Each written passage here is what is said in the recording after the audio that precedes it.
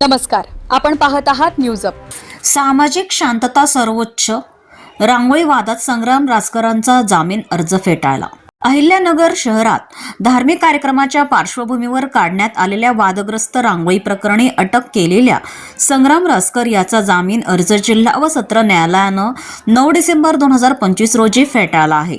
धार्मिक भावना भडकवण्याची शक्यता आणि प्रकरणाचे गांभीर्य लक्षात घेता न्यायालयानं ही भूमिका घेतल्याची माहिती मिळते।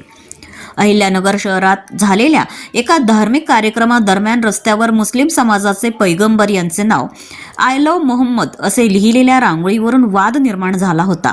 या प्रकरणी संग्राम रासकर यांना पोलिसांनी अटक केली होती। त्यानंतर त्यांनी जामिनासाठी जिल्हा सत्र न्यायालयात अर्ज दाखल केला होता। आज झालेल्या सुनावणीत न्यायालयानं स्पष्ट निरीक्षण नोंदवत जामीन अर्ज फेटाळला।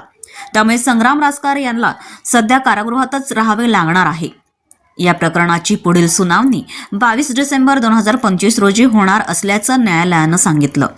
फिर्यादीच्या वतीनं या प्रकरणाचा पाठपुरावा advocate RN Baig, advocate RR Baig, advocate AR Baig, advocate साबित सय्यद, ॲडव्होकेट सलमान जहागीरदार, ॲडव्होकेट मतीन खान आणि ॲडव्होकेट असद सय्यद यांनी केला। धार्मिक संवेदनशीलता, सामाजिक सौहार्द आणि कायद्याच्या अधीन राहून जबाबदार कृतींचे महत्त्व या प्रकरणातून पुन्हा एकदा अधोरेखित झाले आहे।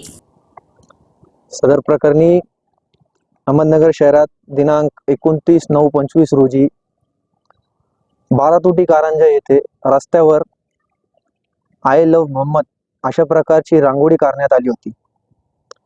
त्या प्रकरणी त्या रांगोळीवरून शिवप्रतिष्ठानची दुर्गा दौड जाणार असल्याबाबतची माहिती मिळाली होती। तदनंतर सदर प्रकरणी कोतवाली पोलीस स्टेशन येथे फिर्यादी शेख अल्तमाश जरीवाला यांनी फिर्याद दाखल केली होती। सदर फिर्यादीच्या चौकशी दरम्यान आरोपीला अटक करण्यात आलं। आरोपी नामे संग्राम उर्फ महादेव अशोक रासकर यास अटक केली होती। सदर आरोपीने मान्य न्यायालयासमोर यापूर्वी 2 वेळा जामीन अर्ज दाखल केला होता। त्या दोन्ही वेळेस त्याचा जामीन अर्ज माननीय न्यायालयाने फेटाळला होता। दोन्ही वेळेस आम्ही सदरच्या जामीन अर्जास मूळ फिर्यादीच्या वतीने विरोध केलेला होता।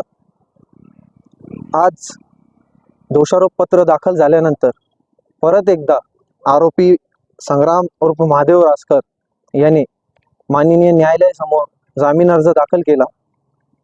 या प्रकरणी आम्ही परत सरकार पक्षाचे वकील साहेब श्री अजित लक्ष्मणराव वाडेकर यांना सहाय्यक म्हणून काम केलं व माननीय न्यायालयासमोर आरोपीचे काही पूर्वीचे क्रिमिनल रेकॉर्ड्स आणले व आरोपीला जामिनावर सोडल्यावर सामाजिक मतभेद वाढण्याचं कारण माननीय न्यायालयासमोर आणलं।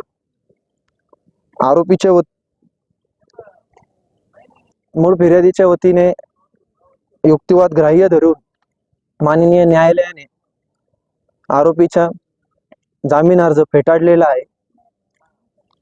या प्रकरणी मूळ फिर्यादीच्या वतीने Shri RN Baig, advocate RR Baig, advocate AR Baig, advocate Sabir Sayyed, advocate Salman Jahagirdar, advocate Mateen Khan, advocate Asad Sayyed व इतर यांनी आम्ही सगळ्यांनी काम पाहिले व युक्तिवाद केला। अशाच विश्वासार्ह आणि खरी बातमी पाहण्यासाठी न्यूज अप चॅनलला लाईक आणि सबस्क्राइब करा। धन्यवाद।